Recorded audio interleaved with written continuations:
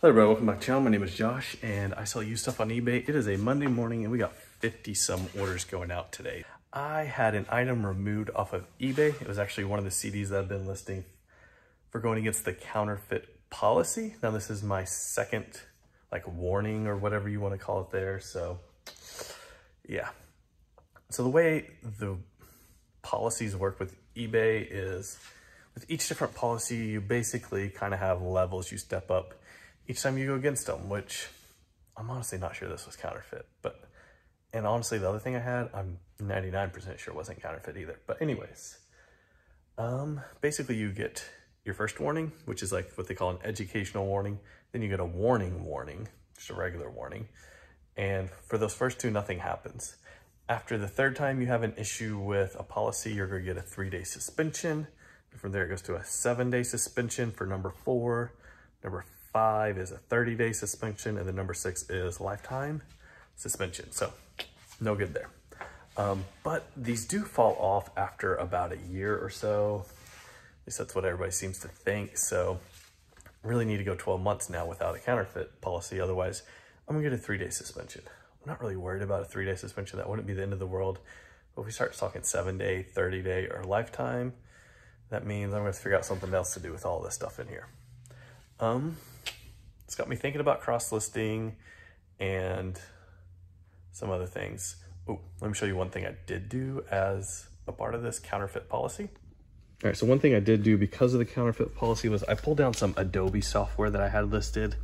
Sometimes Adobe will come by and say that your software is counterfeit, even though it's not. So I pulled down a little bit of software that I had listed, and I'm going to be pulling down over the next couple of days some similar types of things like this that sometimes companies will say are counterfeit, or from companies that like to say everything's counterfeit, even though they may or may not be. And that's part of the issue with this stuff is you might have a CD that's good, but for some reason the company doesn't want you selling it. Maybe they're wanting to sell new copies or streaming or whatever, and they might say it's counterfeit.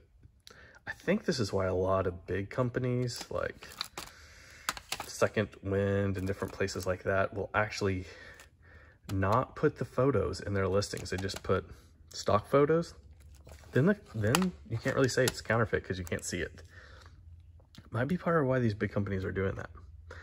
I don't know. So I'm going to kind of lay off on working on individual CDs just for a little bit while I think through this.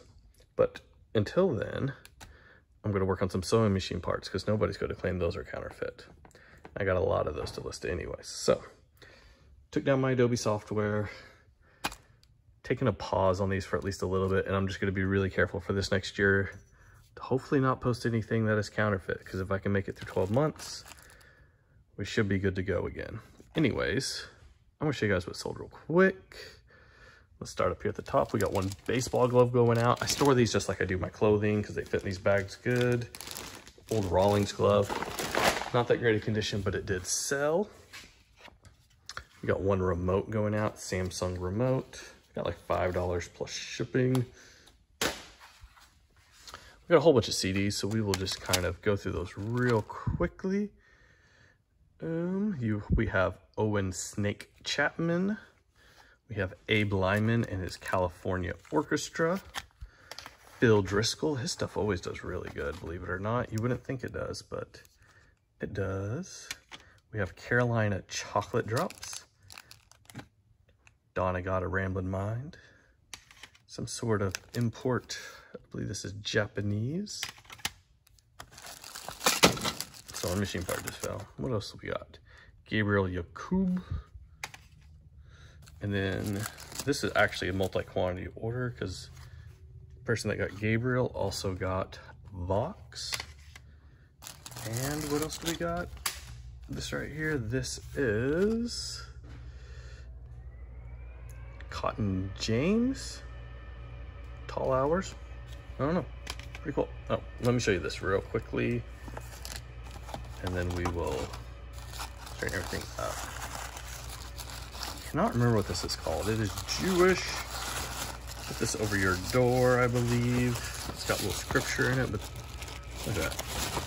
Absolutely beautiful. It's glass and brass. I'm not going to unwrap it too much. And it's got some Hebrew writing back in there. I do not want that to break, so I'm going to leave that wrapped up real nicely, but that sold. It's really good on that. I'm going to kind of move stuff around and show you guys some more stuff. All right, so let's start down here on the floor real quick. We've got 22 CDs. These are R&B. Those are going out. This is actually international sale, which is kind of surprising for something that heavy. 2 records going out. This first one is by Path. I think that's how you pronounce it, P-A-T-H-E. This is Chinese. I've listed it using that number there, that 35748, I believe. Got $60 plus shipping on that one. I've got a whole stack of these I need to list. And then we also got one Bing Crosby Christmas. I believe this is Santa Claus. So yeah, Bing Crosby does good. These have been doing really good too. I've got a ton of 78s I need to list, but I think this next batch I'm going to just leave at home. So these things are super breakable, and I leave a lot of my breakables at home. I'm going to start doing that with my 78s as well. Actually got quite a bit of stuff at home. I got several CDs, some different breakables. I'm going to put that all up on the screen. Also one Halloween costume. So yeah, just got to put all that up on the screen.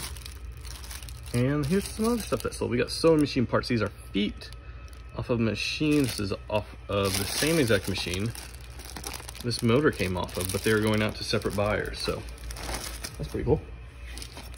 We've got another little part here. This has been listed about 1.5 years. Not taking up a lot of space. I no longer use these bags because it's so hard to find the parts because they seem to always hide behind these purple things. So I'll switch that up. Another little sewing machine part going out, quite a few parts. I think there's one part at home as well. We got one Roku, no remote, unfortunately. Which model is this? This is the 2500X. I do have one more Roku listed right now, but they sell pretty quick.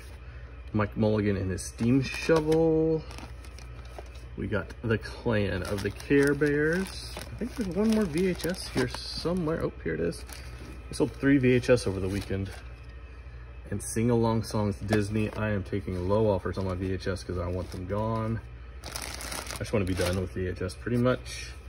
Besides some more higher dollar ones, these low dollar ones. Looking to get out of that game. I used to list these as low as $450 plus shipping, but I no longer list them that low. So any I have that low, I'm just taking any offer just to clear them out. One more sewing machine part. This one had been listed over 2 years. We got one Bible going out. Took an offer on this Sunday afternoon right after I left church. Somebody sent me an offer. I'm guessing they had just left church too, so just accepted it. Oh, I don't even remember what this is. Who knows? I'll put it up on the screen. Looks kind of interesting. Another piece of fabric going out. There's a part to a coffee maker. We got one pair of jean shorts. Since these are shorts, I just accepted the offer because it is the end of summer. They're vintage, got that kind of cool acid wash look to them. Let's see, we got some more media here. We got Vulture Whale. I think I listed this too low. It sold right away. We got Mike Daughtry Buskin. We got Blind Lemon Jefferson. His stuff's done really good. I sold quite a bit of his stuff on Amazon over the weekend. And there goes the light. So we're gonna walk down here and trip that little sensor. Blind Lemon Jefferson. Amazon's been doing really good with CDs this last week. Spy Kids 3D. Now this is actually not worth a lot if it's just the DVD, but if you have the 3D glasses in here, the value of it goes up quite a bit, depending on how many pairs of glasses you have. So that one sold. We got an Immersion. I believe it's actually a CD, but it's in a DVD case.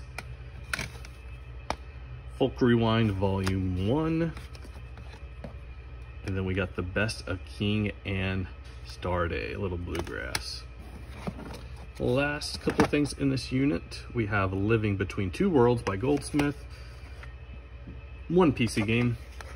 Just like the VHS, I had listed this at $450 and I took a really low offer to move it out, trying to get rid of that low dollar media because it takes up too much space. And the last thing in this unit is an electric plane launcher. Very cool. Once again, educational stuff selling pretty good right now this time of year. I'm gonna take you guys down to the other unit and show you guys what else sold. All right, we're at the second unit. First things first, we got this Technics I don't know if it's the right thing or not. I'm thinking about this. I thought this was supposed to be a CD changer. This is a receiver. I might have to check that. Pretty sure I got the wrong thing. I'm gonna check that. Anyways, let's see what else we got though. We got some hats going out. We got this Yoda phone. We got one Alabama hat. We have a Harley. This is, what's that place in South Dakota? I don't remember. Anyways, we got that going out. One vintage Screen Stars. I got a whole bunch of these brand new, but these ones unfortunately are youth. All my adults are gone. This is size 14, 16, and it's red. But I paid 50 cents for it. They've taken several years to sell, and I still got a stash of them up there, but they're slowly moving. One more sewing machine part. Let's see what we got here. We've got a Black & Decker jigsaw attachment. It's pretty cool. Took forever to sell once again. Most of the stuff down in this unit has been listed up for a while because I put most of my newer stuff in the other unit, but it is what it is. One pair of American Eagle jeans. These are size 0, so I took just a little bit lower offer. One Rawlings youth baseball glove, and these actually haven't been listed that long.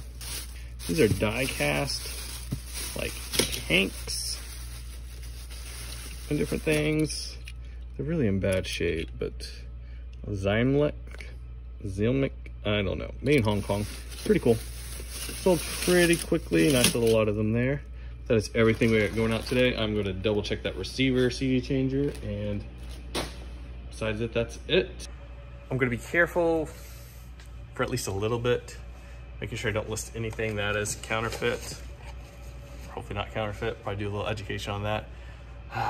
But yeah, gotta be careful of that here on out, because don't want to lose the account. Don't want to get suspended. 3 days wouldn't be bad. 7 days, 30 days, lifetime, that would be absolutely horrible. Thinking very hard about cross-listing, because one of the biggest issues would be just like losing all these listings. If I moved all this over to Poshmark or Mercari, a lot of it would sell. But if I lost the listings, I would have to manually rephotograph everything and make brand new listings. That's a lot of time lost. So it's making me think about cross-listing just for that reason. I don't know. Don't know. You cross-list? Let me know. What do you use? Put it down in the comments. Till then, see you next time. Goodbye. All right, so I've been trying to show you guys a little bit of how I ship things each day at the end. So first things, we got the 78 here. These are very breakable. Do not want to ship these in a regular mailer. What I actually do is a little bit overkill. I use this 12 by 12 by 12 box. You can use like a 12-12-3 and get your weight down to just under a pound. But I don't keep any 12-12-3s on hand. So I use the 12-12-12s. I'm thinking about ordering some of them because I got so many boxes on hand. These are going to ship out at a 2-pound rate for me. Now, everything I use, I'm going to put in the description down below. If you guys click on those links, it helps me out. Most of them are Amazon links, and then one American Bubble Boy link, but I'll get like 1 or 2% or whatever you buy from those links, whether that is shipping supplies or not. So I'm just going to take this thing, wrap it a few times one direction, and I'm going to wrap it a few times the other direction. Okay. And I'm putting quite a bit of bubble on these. I do not want them to break. Now what I'm going to do is I'm going to take that, I'm going to put it in my box, and I'm going to want it to just float in there. So I'm going to put some paper on the bottom and the top, so it's just kind of floating in there and not hitting the top or the bottom. So I use tons of this 18-inch craft paper. I get it from Supply Hut. After the big fiasco with Supply Hut like a month or so ago, these things started getting so much bigger. It's like they've been shorting me forever or something.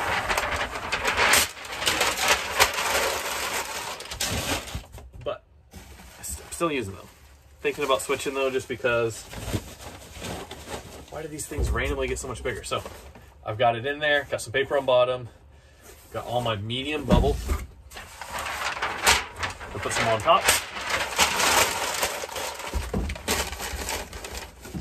You do not want to push down hard on that because that could cause it to crack. You want just enough in there. Shake it. You don't want to hear it moving around. If it's moving around, you need a little bit more packing paper. I'm going to tape it up. I've started getting all my tape from American Bubble Boy. They came out with a line of tape called My Go-To Tape. It's great stuff. Nice thick tape, feels good. Decent price. Honestly, pretty good price for the quality of the tape. You can get thin tape that is much cheaper, but this thicker tape just does a better job. I'll seal it both ways. That's it. I could throw this out the window and I'm sure it would be just fine. That's why I pack my 78s this way. I do not want them to break because they break so easily. But yeah, links in the description. If you click on them, I'll get some money. Hey, support me. Thank you guys. Bye.